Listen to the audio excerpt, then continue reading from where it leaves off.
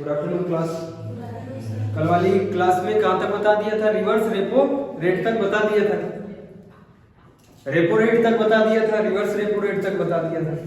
जो बैंक उधार लेती है आरबीआई से तो उसको कहते हैं रेपो रेट, और जब ये बैंक के आरबीआई को उधार दे देते हैं तो उसको क्या कहते हैं? Reverse repo rate. फिर सुनना, कई बार क्या होता है कि बहुत कम समय के लिए बैंक उधार लेती है, जैसे एक दिन के लिए उधार, है ना। कई बार कई जनों से तुम नहीं उधार मांगते हो कि आज दे दो उधार, कल दे देंगे उधार। नहीं, उधारी वाले आते हैं कि आज दे दो उधार, परसों ले लेना उधार, 100 रुपए दे दो, 120 रुपए ले लेना। ऐसा जब काम करती है बैंक, किसके साथ? आरबीआई के साथ। ध्यान से सुनो, आइए बैंक इकोनॉमिक्स पढ़ रहे हो, इकोनॉमिक्स, इसमें जब बैंक, एक बैंक उधार मांग रही है, उधार किससे मांग रही है? आरबीआई से, आरबीआई से उधार मांग रही है, लेकिन बहुत कम समय के लिए। देखो उधार बहुत कम समय के लिए।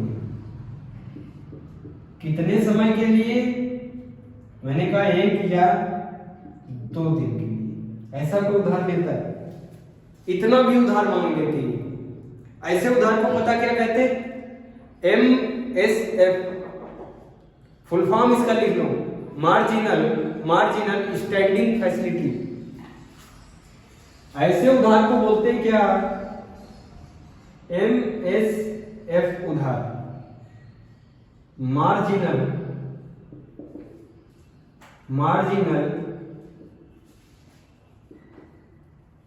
स्टैंडिंग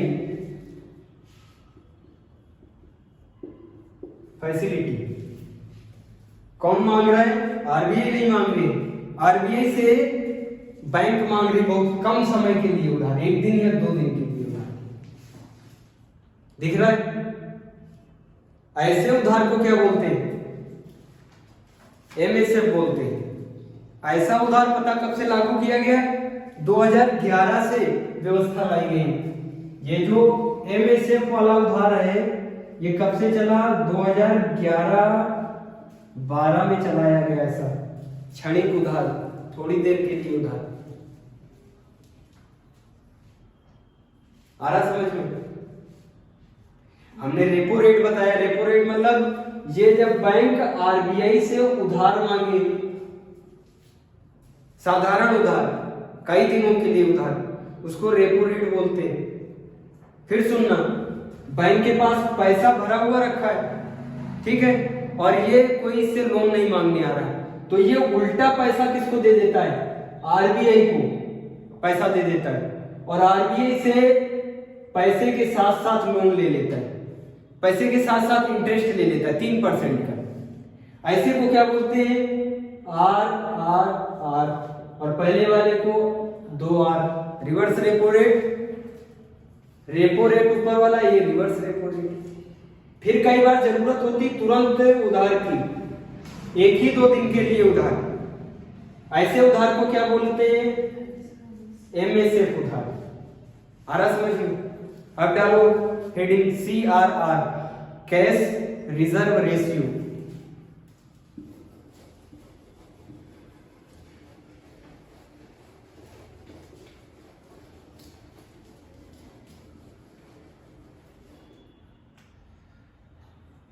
CRR,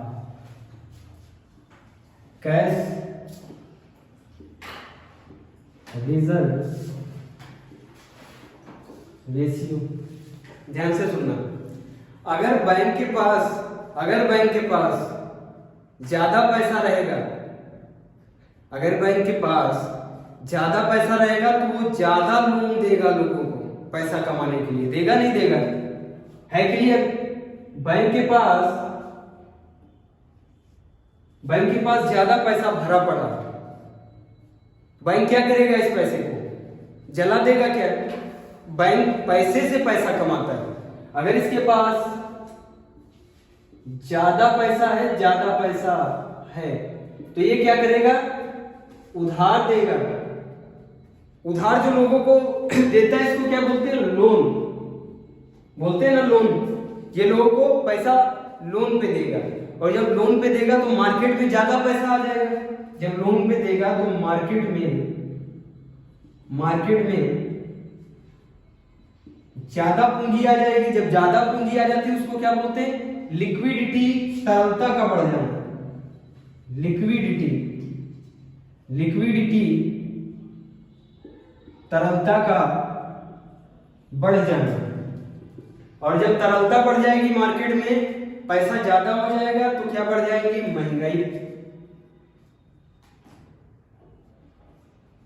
महंगाई बढ़ जाएगी ना। और जब महंगाई बढ़ जाएगी तो लोग सरकार को गाली देते हैं। आरबीआई को गाली देता है कोई? नहीं देता है। इस बैंक को कोई गाली देता है? नहीं देता है। सीधे किसको गाली देना शुरू करते हैं? सरकार को। देंगे ना सरकार को गाली, गवर्नमेंट को गाली देते हैं। गवर्नमेंट को गाली देंगे। मोदी जी देखो कह रहे थे सबका साथ सबका विकास, कर दिया ऐसा विकास, सिलेंडर हो गया 900 950 रुपए में। ऐसे नहीं लोग गाली देने लगते, प्याज देखो कितना महंगा है, ऐसे करके लोग कहने लगते। तब मोदी जी किससे बोलते हैं भाई? आरबीआई से। ये गवर्नमेंट किससे बोलेगी? आरबीआई से। और सब तो सरकार के पास होता है ना, कब्जे में सब कुछ। आरबीआई से बोलेगी कि शक्तिकांत दास जी क्या बना रहे हो तुम? ये महंगाई कैसे बढ़ गई? तो कहेंगे अभी हम सही करते हैं। क्या लगा के? CRR लगा के। क्या लगाते? CRR। आरबीआई लगाता है CRR। आ रहा समझ में? अभी CRR में क्या करेगा? पहले ये पूरा ऐसे बनाओ, डायग्राम टाइप का बनाओ, ठीक है, समझने के लिए। इस CRR में क्या करेगा? बैंक से पैसा मांग लेगा। बैंक से क्या कहेगा? पैसा दो, और बैंक मना कर देगा। मान लो बैंक मना कर देता है, तो फिर आरबीआई क्या कर देगा? बैंक को बंद करा देगा। क्योंकि सारी बैंकों को कंट्रोल कौन करता है? आरबीआई करता है। ध्यान से सुनना, आरबीआई किससे पैसा मांगेगा? पहले मांगेगा 3% पैसा। यही बैंकों ने ही तो गड़बड़ कर दिया ना। बैंकों ने क्या कर दिया? लोन ज्यादा देने लगी। किसको? लोगों को। इसी लोगों में गुप्ता जी हैं, वर्मा जी हैं। इन्हीं लोगों में तो है गुप्ता जी, वर्मा जी। इनके पास जब 1 लाख रुपए जेब में होते तो ये किसी को नहीं समझते, है ना। मार्केट में जाते ये भी ले लिया, वो भी ले लिया। मार्केट से वस्तु उठ रही है। जब ज्यादा वस्तुएं उठने लगती, बिकने लगती हैं, तो दुकानदार के दिमाग सबसे पहले खराब होते हैं। वो तुरंत रेट बढ़ा देता है ना। और जब रेट बढ़ जाते हैं तब इस गरीब इंसान को समझ में आता है बढ़ गई महंगाई। ये जो लोन लेके आया है 1 लाख 2 लाख, इसको नहीं समझ में आता बड़ी महंगाई। अब देखो महंगाई को कैसे कंट्रोल करेगा आरबीआई। आरबीआई क्या कहेगा? बहुत पैसा बढ़ा हुआ है तुम्हारे पास। किससे बोलता है? बैंक से। क्या कहेगा? बहुत पैसा बढ़ गया, लाओ 3%। 3% दो। जितना भी बैंक में पैसा भरा है, 10-20 करोड़ रुपए, 100 करोड़ रुपए, 100 करोड़ का 3% दो। मांग लिया 3%, कुछ ब्याज वाज नहीं देगा इनको, केवल 3% दे दो पैसा अपना उठा के। पैसा बैंक में कम होने लगा, तब भी हंस रहा, कह रहा अभी भी हमारे पास कितना है? 97% अभी भी हमारे पास पैसा है। कहेगा ना 97% अभी भी बचा है। तो ये फिर लोगों को बहुत खचरा होता है बैंक वाला। ये सब जो बैंक वाले होते हैं बहुत बदमाश होते हैं। ये जो आम इंसान जाता है उसको लोन नहीं देते, जो बड़े बड़े इंसान जाते हैं जिनसे इनका फायदा होता है उनको तुरंत लोन दे दिया जाता है ना। अब देखो ये 97% में फिर लोन बांटने लगा, फिर वही चक्कर शुरू। लोन दे दिया, मार्केट में पैसा जाता, गुप्ता जी गए जलेबी वाले के पास, सारी जलेबी खरीद ली। जब गरीब इंसान गया उसको 50 रुपए में एक जलेबी मिली, वो क्या कहेगा? हाय महंगाई बढ़ गई कहेगा, गवर्नमेंट को गाली देगा। गवर्नमेंट किससे बोलेगी? आरबीआई से। आरबीआई कहेगा अभी नहीं मांग रहा, 3% मांग के लाओ 18% और बहुत बढ़ा रहे हो महंगाई, दो 18%। कितना हो गया? 18 3 21%। पैसे को क्या कर दिया, बर्बाद कर दिया। बर्बाद मतलब आरबीआई ने लेके जलाया नहीं, उसको रोक के रखा है। ये नहीं इनको बताएगा कब वापस करेंगे, कहेगा जब ये महंगाई कंट्रोल हो जाएगी तब तुम्हारा 21% वापस कर देंगे, बात खत्म। आ गए, औकात समझ में बैठी। 21% CRR में 21 से 22% पैसा आरबीआई बैंकों का पैसा, देखो बड़ा बड़ा लिख रहे हैं, बर्बाद कर देता है, बर्बाद कर देता है। लेकिन अगर वो कहे कि हम तुम्हारा पैसा बर्बाद कर रहे हैं तो अच्छा लगेगा, वो कहता है तुम भी क्या लगा रहे हैं, CRR लगा रहे हैं। CRR सुनने में अच्छा लग रहा है, क्या लग रहा है, कैश रिजर्व। देखो लिखा हुआ है, जो बैंकों के पास कैश है ना, जो भर के रखा है, उसका वो क्या कर देगा, रिजर्व खींच लेगा, अपने पास रख लेगा। रिजर्व रेशियो है। आगे समझ में, देखो शब्द में ही आंसर है। पैसे को बर्बाद करना इज नोन एज CRR। और कौन करता है बर्बाद, आरबीआई करता है बर्बाद।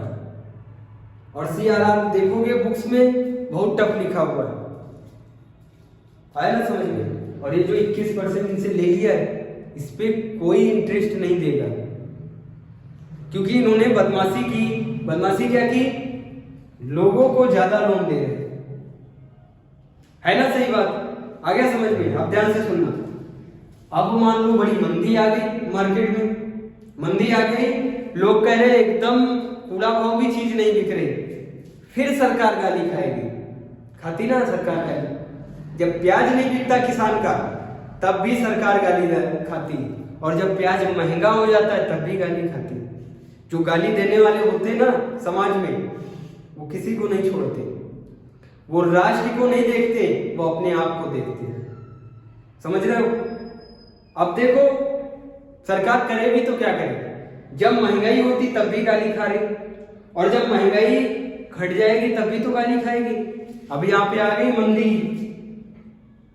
मंदी को क्या कहते हैं, डिफिसिएशन।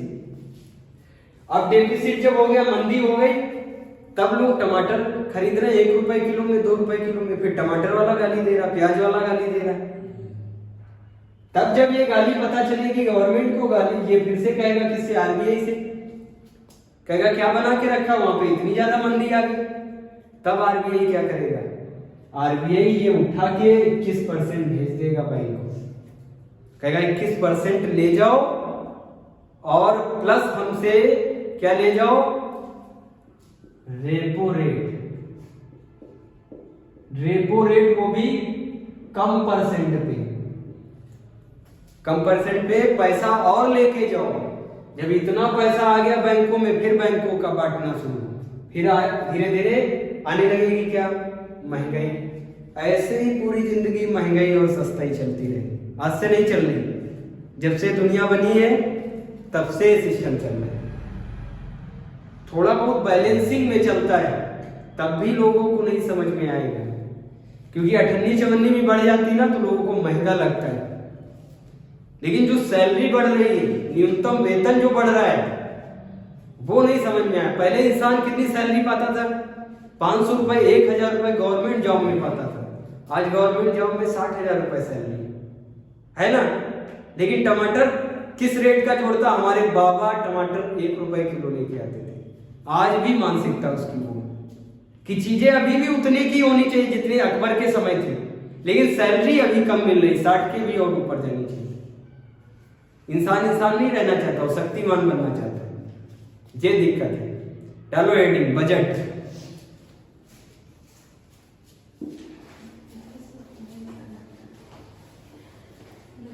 बैंकिंग सिस्टम पूरा कंप्लीट, ठीक है। बजट चेक करें,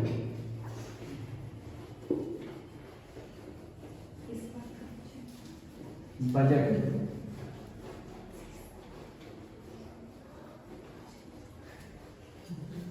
बजट में देखना, बजट किसको कहते हैं, प्रैक्टिकली अपने जीवन से ही चीजें समझा करो, क्योंकि जितनी भी पढ़ाई बनी है ना, ये जीवन से ही तो बनी है। जो चाणक्य जी थे, कौटिल्य थे, वो इकोनॉमिक्स के पिता कहे जाते हैं ना। अपने भारत में इकोनॉमिक्स के पिता चाणक्य कहे जाते हैं, लेकिन वर्ल्ड में इकोनॉमिक्स के पिता एडम स्मिथ कहे जाते हैं। वो कहीं जुपिटर से सीख के इकोनॉमिक्स आए थे? नहीं, उन्होंने यही तो सीखी होंगी चीजें और उन्हीं को क्या कर दिया, कटिबद्ध कर दिया, मतलब एक ऑर्डर में सेट कर दिया और एक किताब में लिख दिया। वही किताब हम लोग पढ़ते हैं और उसको क्या बोलते हैं, सब्जेक्ट बोलते हैं, है ना। ऐसा कोई भी सब्जेक्ट तुम पढ़ते हो क्या जो तुम्हारी पूरी जिंदगी से अलग हो, इस पूरी दुनिया से कोई अलग हो सब्जेक्ट? ऐसा कोई सब्जेक्ट है? जियोग्राफी भी पढ़ोगे, स्थल, जल, पवन सब है तो दुनिया में। बायोलॉजी पढ़ोगे, आंख, नाक, कान, पेट सब है तो अपने शरीर में। आ रहा समझ में? जब वो पढ़ोगे बायोलॉजी में, बोटैनी पार्ट, उसमें भी पेड़ पौधे ये सब पढ़ोगे, वो भी तो है पूरी दुनिया में। फिर कहोगे हिस्ट्री की बात करते, हिस्ट्री भी तो पीछे का ही रिकॉल भाग है, जो हो चुका उसको हिस्ट्री बोलते हैं। फिजिक्स भी पढ़ोगे, उसमें भी तो सब दुनिया की चीजें, ये डस्टर ऐसे रखा हुआ है तो ये स्टेशनरी है, थोड़ा पुश कर दिया, फर्स्ट लॉ ऑफ मोशन लग गया, ठीक है। ऐसे करके फिजिक्स भी पूरी दुनिया पे। केमिस्ट्री पढ़ोगे, केमिस्ट्री भी, एटम, मॉलिक्यूल सब है तो पूरी दुनिया में। इन्हीं को एक बुक में लिख दिया गया है और वही बुकें हम लोग पढ़ते हैं, उसको क्या बोलते हैं, पढ़ाई कहते हैं।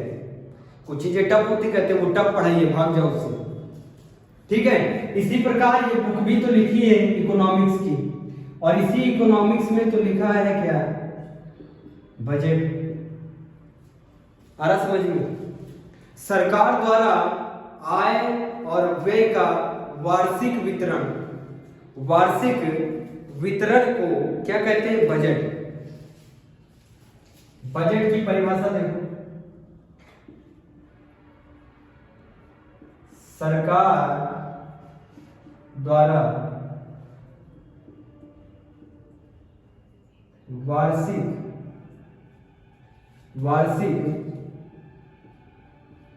आय को इनकम कहते हैं, इंग्लिश वाले कहते हैं इनकम। आय और व्यय को इंग्लिश वाले क्या कहते हैं, खर्च कहते हैं। इंग्लिश वाले नहीं, हिंदी वाले ही खर्च कहते हैं, इंग्लिश वाले कहते हैं एक्सपेंडिचर। खर्च हो जाता तो क्या कहते हैं, एक्सपेंडिचर। समझ में आ रहा? सरकार द्वारा वार्षिक आय और व्यय का आकलन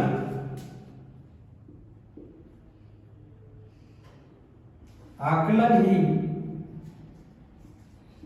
बजट कहलाता है।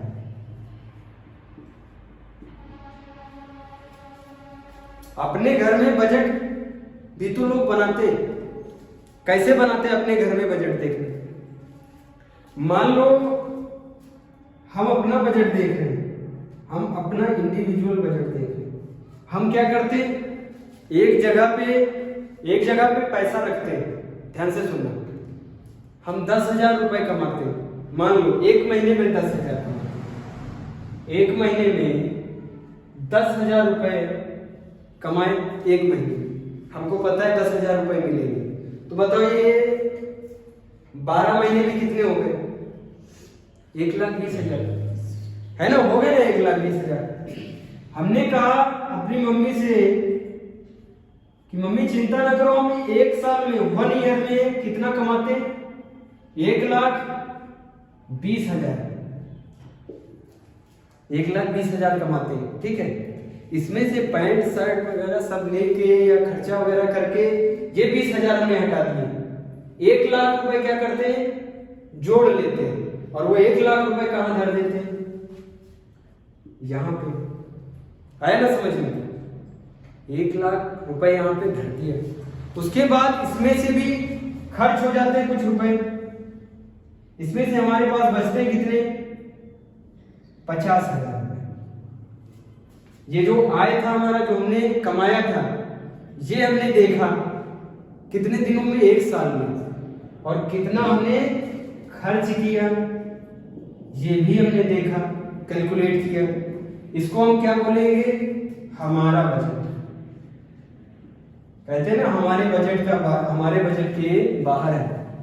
कई जनों से सुना होगा, कहेंगे कार ले लो भाई, तुम मोटरसाइकिल तो है तुम्हारे पास, कार ले लो। कहते हैं हमारे बजट के बाहर है। बजट क्या हो समझते हैं हम? एक साल में 1 लाख रुपए कमाते हैं, अगर हमने कार ले लिया तो उसके जो है किस्त वगैरह देनी पड़ेगी, फाइनेंस करा लिया तो मामला डिसबैलेंस हो जाएगा। तो वो क्या कहते हैं? हमारे बजट के बाहर कहते हैं ना। और जो हम पढ़ने जा रहे हैं ये देश का बजट है। कौन सा बजट? देश का बजट। जितने भी बजट होते हैं वो 1-2 दिन के लिए नहीं बनाए जाते, 1 साल के लिए बनाए जाते हैं। समझ में आ रहा है?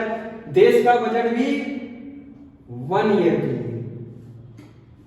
फरवरी के फर्स्ट वीक में आ जाता है, फरवरी के फर्स्ट वीक में। और फरवरी के फर्स्ट वीक से चलते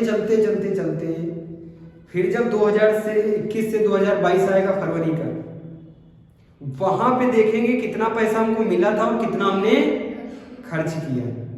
अब अपनी जगह पे हम देश को रख रहे थे, ध्यान से सुनिए।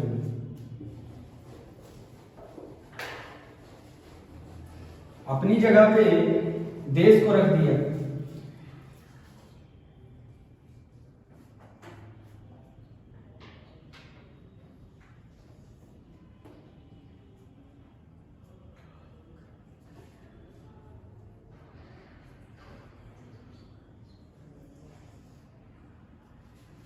ये देखो भारत, अभी हम थे, अभी कौन है? भारत। हम तो कमाने गए थे, कंपनी में काम करने गए थे, लेकिन भारत कहाँ काम करने जाएगा जो पैसा कमाएगा? ये भारत कैसे काम करने जाएगा? ये सिर है, ये हाथ है। अरे भारत का नक्शा पूरी दुनिया में सबसे खास है ना। देखो इंसानों की तरह बना हुआ है, सिर लगता है, हाथ लगते हैं, पैर लगते हैं, लेकिन ये चलता नहीं। ये पूरी मैप से कहीं उठ के जाता कमाने नहीं जाता है। इसके अंदर जो लोग हैं, कितने लोग हैं? 140 करोड़ जो जनसंख्या है, ये जो कमाती है यही है क्या? देश की कमाई। समझ में आ रहा है? लेकिन ये कमाती कैसे और देश की कमाई कैसे हो जाती है?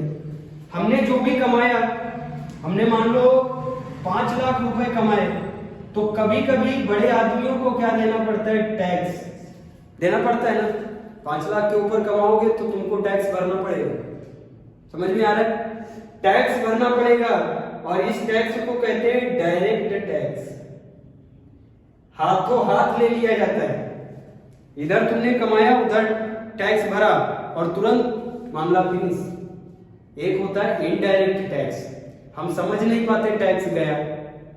पार्ले जी खाया हमने, उसमें हमने टैक्स दे दिया, लिखा हुआ इंक्लूसिव ऑफ ऑल टैक्सेस, उसमें हमने 3 पैसे टैक्स दे दिए गवर्नमेंट को। लेकिन कोई किसी से पूछोगे तुमने गवर्नमेंट को टैक्स दिया, तो वो कहेगा नहीं दिया, बड़े लोग देते टैक्स। उसने भी दिया, उसने जो टैक्स दिया, कौन सा टैक्स दिया? Indirect tax. इनडायरेक्ट टैक्स में ही तो जीएसटी आता है। हम गए दुकान पे और एक एसी खरीद डाली, एसी खरीदा और फिर हमसे किसी ने पूछा तुमने टैक्स दिया क्या? हमने कहा टैक्स तो हम नहीं देते, बड़े लोग देते टैक्स, जो 5 लाख के ऊपर कमाते हैं। वो जो टैक्स देते वो डायरेक्ट टैक्स है, वो इधर देते उधर सरकार के हाथ में पहुंच जाता है, तो बोलेंगे ना उसको डायरेक्ट टैक्स। लेकिन जो जीएसटी के द्वारा जाता है वो बिल पे कट जाता है, हम समझ नहीं पाते। हमको एसी पड़ गई 50,000 की, हमको लगा एसी पड़ी 50,000 की, उसमें 5,000 जीएसटी भी पड़ गया।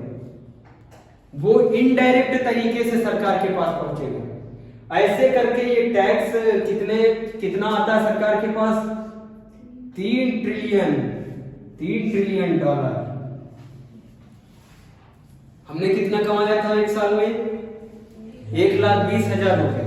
और सरकार ने कितना कमाया है? 3 ट्रिलियन डॉलर कमाए। हमने खर्च किया था पैंट शर्ट पे, थोड़ा बहुत क्या बनवा दिया, घर वर बनवा दिया, उस पर खर्च किया। ऐसे ये भी खर्च करता है, ऐसे सरकार भी खर्च करती है। देखना ये जो 3 ट्रिलियन आया भारत में, अब ये इधर से जाएगा खर्च होगा, इधर से खर्च होगा कुछ एडमिनिस्ट्रेशन पे, आर्मी पे, पुलिस पे, आईएएस पीसीएस ऑफिसर सब सैलरी लेते, उन पे खर्च होगा। समझ में आ रहा है? कुछ रोड बनेगी, रोड रेलवे, इन सब पे खर्च होगा।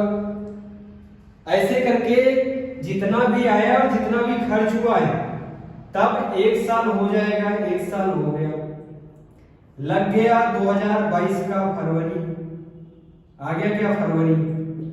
जितना भी जैसे कमाया है और जैसे खर्च किया है, इसका एक डाटा बनाया जाएगा।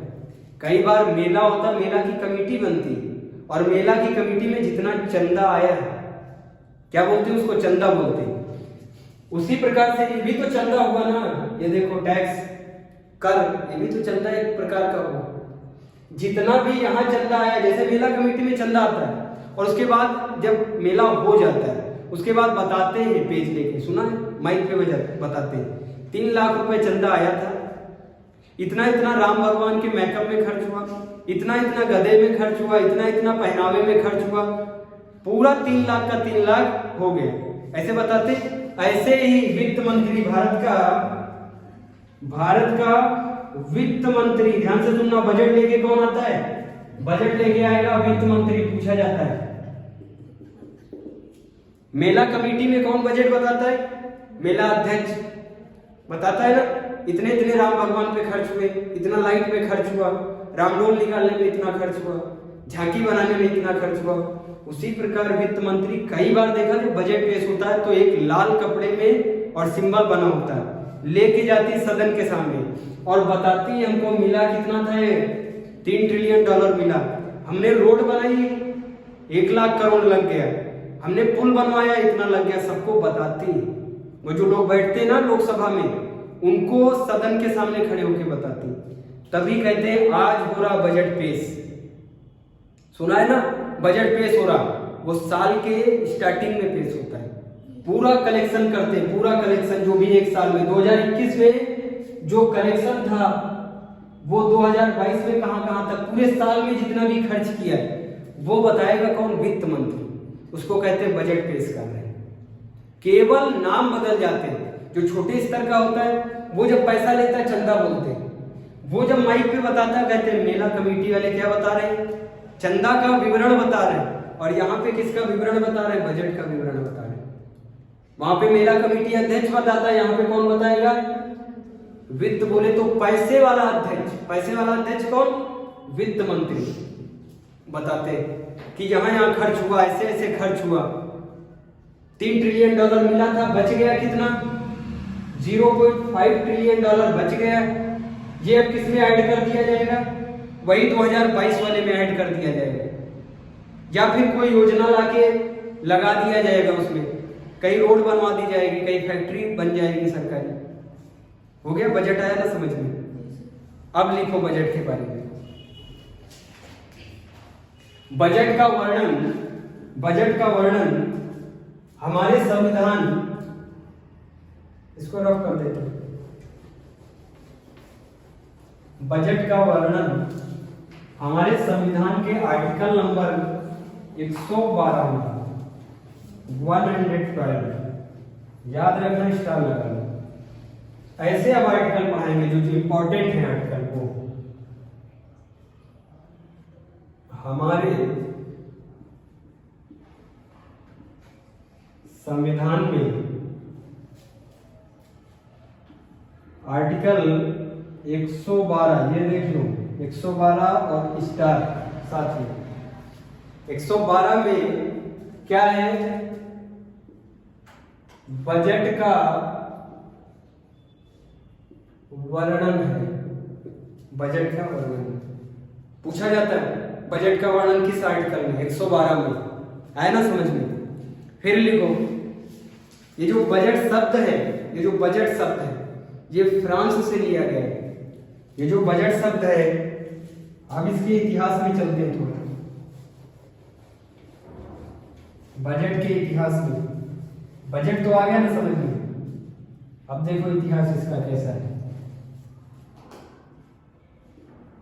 ये जो बजट शब्द है, बजट शब्द देखो पढ़ने में ही लग रहा है ये अपने देश का नहीं, ये विदेशी शब्द है।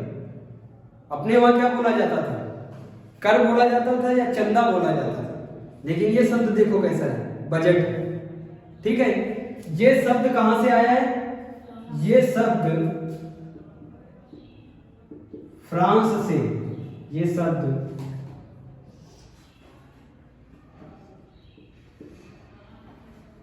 फ्रांस से निकला है।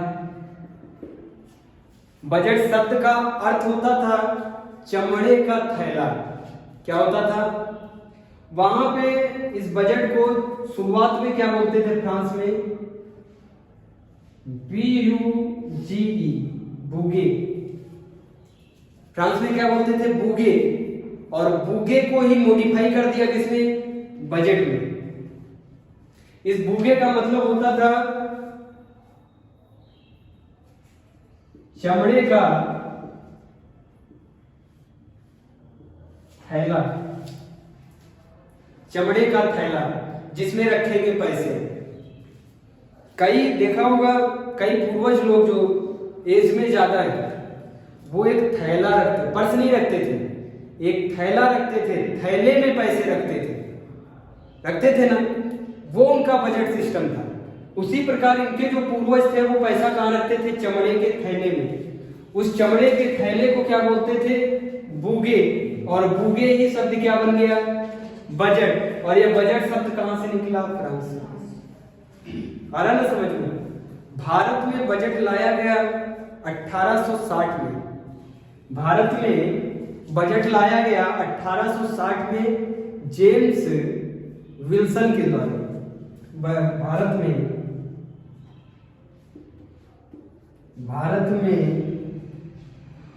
बजट लाया गया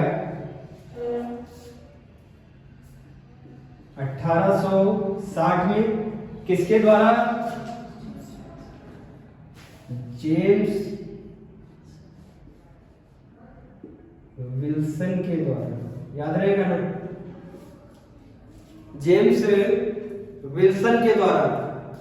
इसीलिए जेम्स विल्सन को फादर ऑफ इंडियन बजट कहते हैं। इसीलिए जेम्स विल्सन को फादर ऑफ इंडियन बजट्स कहते हैं। जेम्स विल्सन, इन्हीं को क्या बोलते हैं? Father of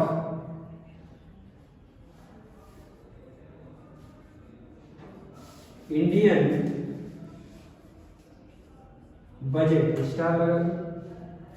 father of Indian budget. ये बात कब की हो रही है? 1860 की हो रही है। 1860 में देश गुलाम था ना? गुलाम 1947 में आजाद हुआ। जब 1947 में देश आजाद होगा तब सबसे पहले स्वतंत्र भारत में सबसे पहले बजट प्रस्तुत करेंगे। नाम लिखना उनका, RK सन्मुखम चेट्टी। स्वतंत्र भारत में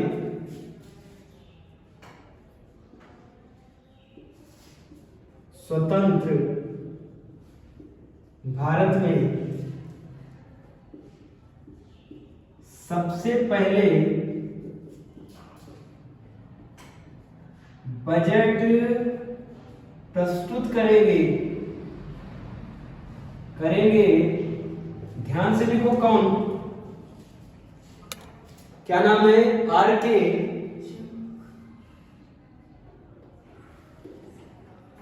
सन्मुखम।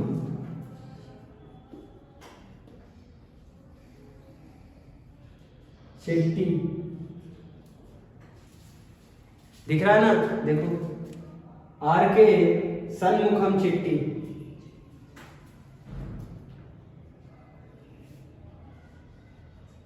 क्लियर है? बजट सिर्फ लोकसभा में पेश किया जाता है। ध्यान रखना, राज्यसभा में ये बिल नहीं आ सकता। बजट सिर्फ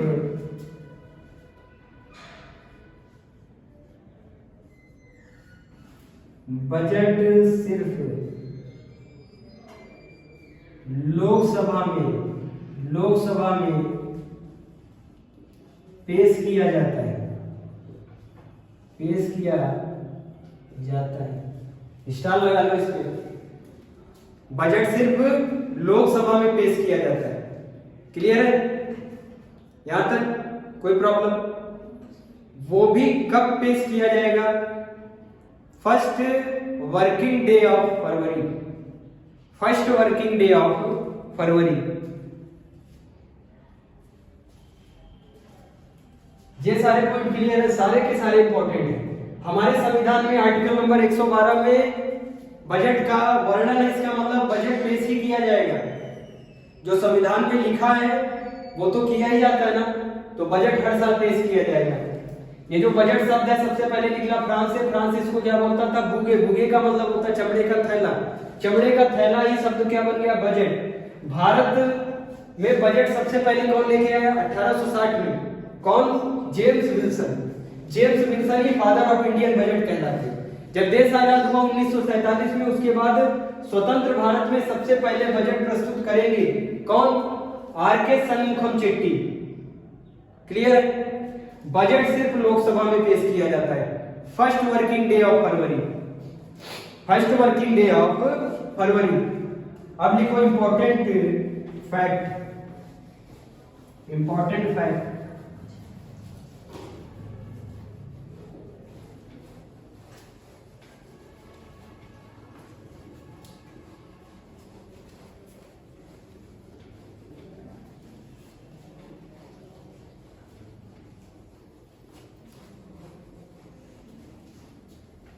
इसी बजट में इंपॉर्टेंट फैक्ट डालते हैं।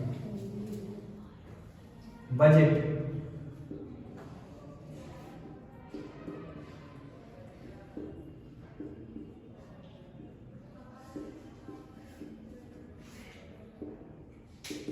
फैक्ट्स।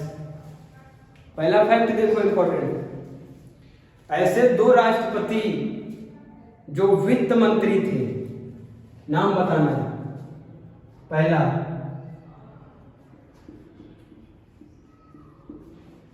ऐसे दो राष्ट्रपति जो वित्त मंत्री थे। ऐसे दो राष्ट्रपति जो वित्त मंत्री थे। पहला नाम डालो, आर वेंकटरमन। आर वेंकटरमन। पहले आर वेंकटरमन जो पहले वित्त मंत्री थे और फिर क्या बन गए? राष्ट्रपति। ऐसे ही एक और हैं, प्रणब मुखर्जी। पहले का नाम है आर वेंकटरमन, लगता है तमिलनाडु के, ठीक है।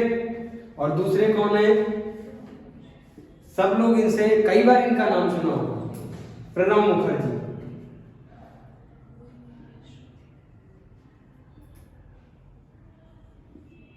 एक फैक्ट क्लियर हुआ। दूसरा फैक्ट डालो, चार ऐसे पीएम जो वित्त मंत्री थे।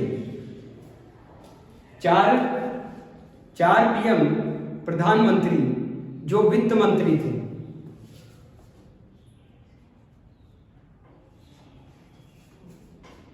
चार पीएम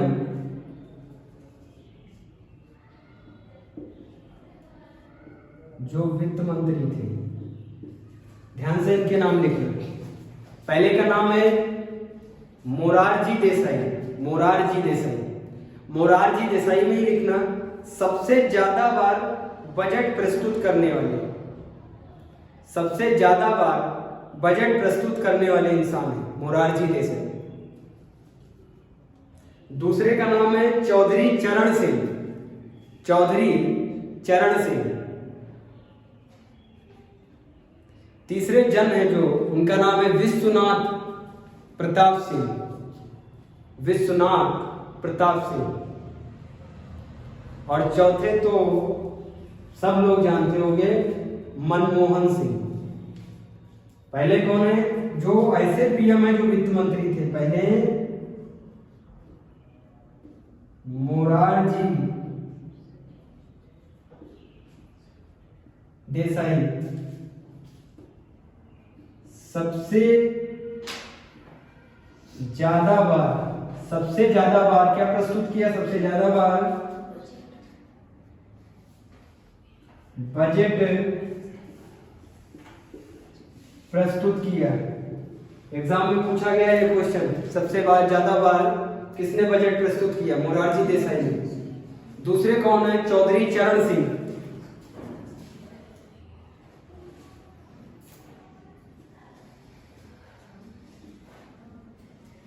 चौधरी चरण सिंह। फिर तीसरे का नाम क्या है? विश्वनाथ प्रताप सिंह। और चौथे का नाम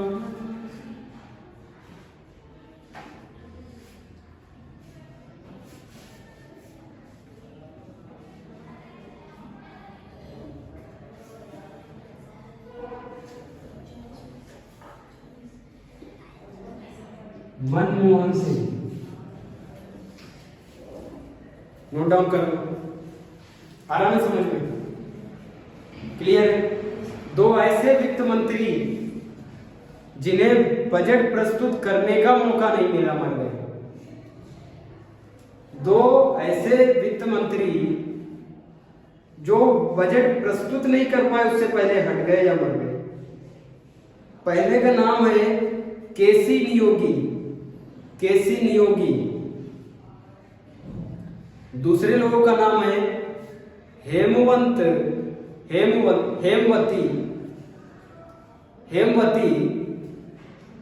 हेमवती नंदन बहुगुणा। ऐसे हैं जो वित्त मंत्री तो बने लेकिन बजट नहीं प्रस्तुत कर पाए। पहले केसी नियोगी, दूसरे नंदन बहुगुणा भी कहते हैं इनको, हेमवती नंदन बहुगुणा भी कहते हैं। याद रहेगा, इंपॉर्टेंट फैक्ट में नोट डाउन कर लो, आगे की क्लास में बताएंगे। ठीक है, इससे आगे का